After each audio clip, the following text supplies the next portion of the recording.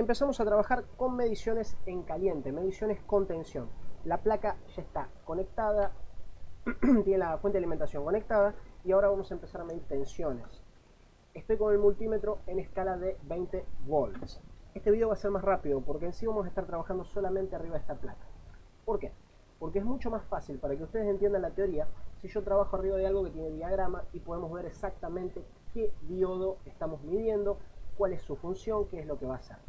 Y como bueno, las otras placas que estuvimos viendo no poseen un diagrama, esto va a ser mucho más fácil para que entendamos. Bien, voy a poner mi punta negra a cualquier punto de masa, de tierra, de ground, que son estos puntitos dorados, cualquier uno, este. Voy a elegir este. Listo. Y yo tengo acá mi CN19, que es el conector del jack. Por acá entra la alimentación de mi equipo, lo tengo acá, CN19, y puedo ver que el positivo pasa por PL12 y PL11. Si yo me fijo acá abajo, tengo PL11 y PL12, yo mido, tengo los 19 volts. En el diodo, que es nuestro foco acá en este video, yo voy a pasar primero por PD16, que viene justo después de las bobinas. Y recuerden que tengo dos ánodos y un cátodo, y esto es un Schottky. ¿Recuerdan que la caída de tensión era baja? Bueno, mido acá 1943, mido acá 1943, mido del otro lado 1926. Acá de este lado en el terminal 1 y 2 tengo 1943 y acá tengo 1946. La caída, él deja que la corriente pase, pero la caída de tensión que lo ocasiona es de aproximadamente 0.2 volts. Es el valor que él cobra para permitir el paso de la corriente. Si sigo, tengo PD15, que PD15 es un diodo de protección, es un supresor de voltaje, ¿no? Entonces, ¿cómo va a actuar? En sí, él no está en el circuito. Es como si él no estuviera en el circuito. Acá en su cátodo voy a encontrar los 19 volts, pero él no va a estar actuando en nada a no ser que llegue la tensión a un valor donde él va a empezar a conducir como para protegerse. Creo que estuvimos viendo los valores, inclusive están alrededor de los 24 volts, como para que este diodo empiece a trabajar 22, 23, 24, algo así era en el datasheet que estuvimos analizando. Si yo mido, tengo en PD16, 19.26, 25, que es exactamente el valor que pasa por acá. Bien, obviamente del otro lado tengo masa, y eso ya reitera lo que estuvimos hablando cuando estábamos mirando los celulares, donde los diodos están conectados con su ánodo a masa, a tierra, a ground. Normalmente son diodos de protección. Sigamos. Otro caso que les quiero mostrar. A ver, vamos para estos PD1, PD2, que son estos rectificadores que estuvimos viendo también en las mediciones en frío. Midamos PD, acá tengo PD2. Bien, pongo negativo en cualquier puntito de ground, mido ánodo, tengo 18.8. Si yo voy para el otro lado voy a tener una caída, 18.18, o sea, la caída es de aproximadamente 0.6 volts. Esto es un rectificador común, la corriente pasa, pero le cobran 0.6 volts para que permita el paso. Acá entra un valor y por acá sale ese valor menos 0.6. En el ánodo entran 18.8 y en el cátodo salen 18.2. ¿Ven qué interesante? Es bastante simple y eso es muy importante porque a veces yo ya he visto casos donde hay gente que dice no, sin saber interpretar que esto es un diodo o cómo trabaja, dicen acá tengo 18.8 y acá tengo 18.2, este componente está fallando, este componente está alterado. No, este componente está haciendo su trabajo, no lo toques. Siguiendo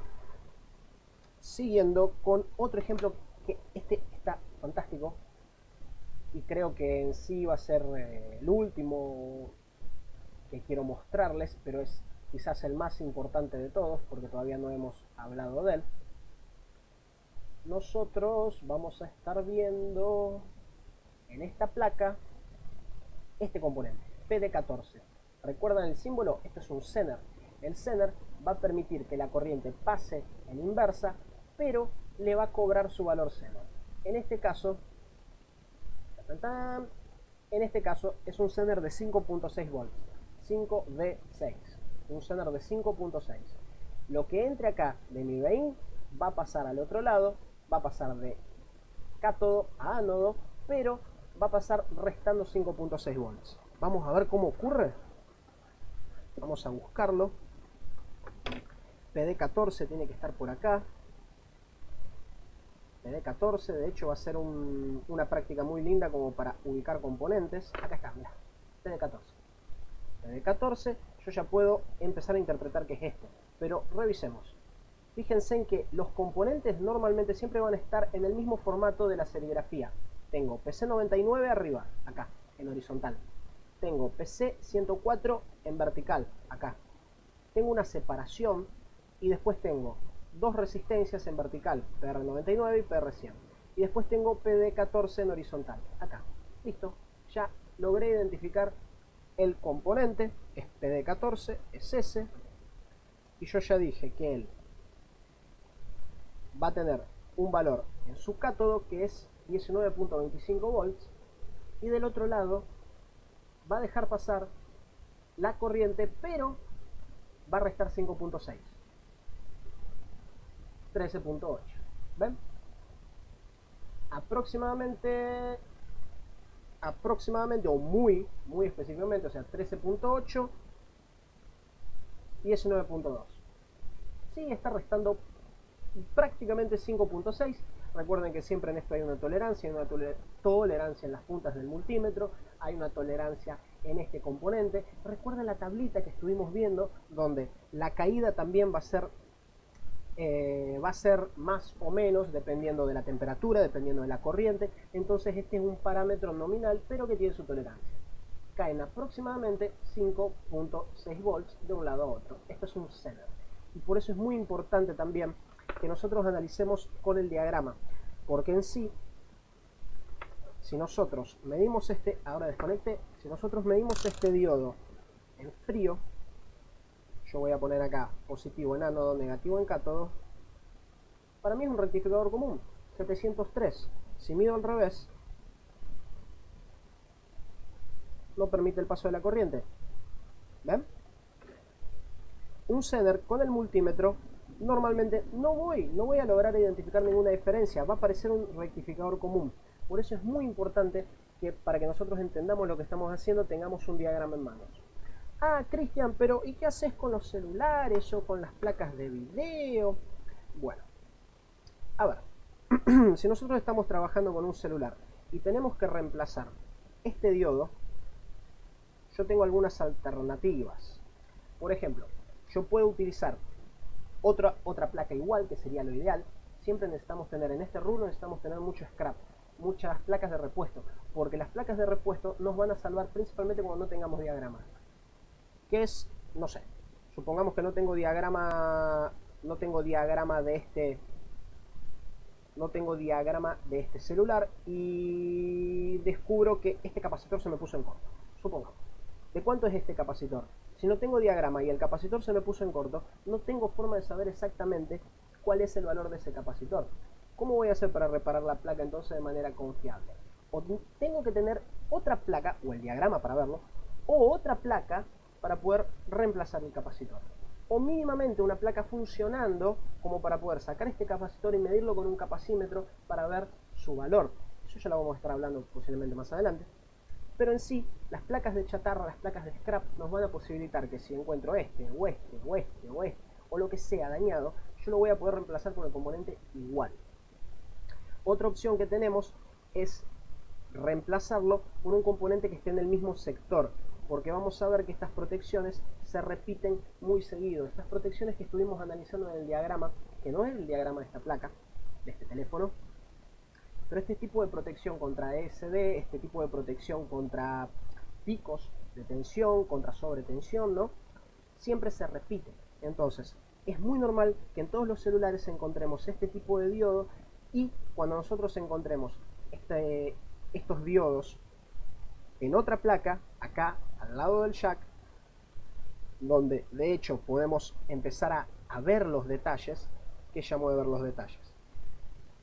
Fíjense en que estos diodos van conectados a estas resistencias, estos en realidad creo que son bobinas. Vamos a medirlas. Sí, efectivamente son dos bobinitas o dos resistencias de valor muy bajo. Sí, dos resistencias de valor muy bajo, 2.8. Entonces estos diodos van conectados a estas resistencias y estas resistencias van conectados a estos terminales de datos. ¿Ven? Esta va a este y esta va a este. ¿Qué quiere decir eso? Que si yo tengo una sobretensión por estas líneas de datos, lo que va a ocurrir es que estos diodos me van a proteger. Yo agarro otra placa que, aunque no sea igual, no sea el mismo teléfono, lo ideal es que fuera el mismo teléfono, pero encuentro este mismo circuito, dos resistencias de muy bajo valor protegiendo, conectadas acá las líneas de datos, y dos diodos conectados a masa protegiendo. Entonces esos diodos del otro teléfono me van a servir en este teléfono. Bien, así nos vamos a ir guiando, pero de esta forma creo que vieron, por lo menos para el que está empezando es más complicado intentar explicarles el tema. De esta forma, cuando podemos ver un diagrama, tenemos un diagrama, es mucho más fácil interpretar lo que estamos midiendo. Pero la base es esa, mediciones en caliente, interpretamos cómo ocurre la caída de tensión en el diodo, cómo están las protecciones, cómo trabaja el diodo Zener, que me pareció muy interesante ese ejemplo. Y bueno, hablamos un poquito en general de todo. Vamos a seguir con más videos, y lo que está faltando es realmente explotar algún diodo, explotar alguna protección o forzarla. Vamos a ver qué tan eficiente pueden ser esas protecciones. Veremos. Cortamos y seguimos con algún ejemplo un poco más dañino.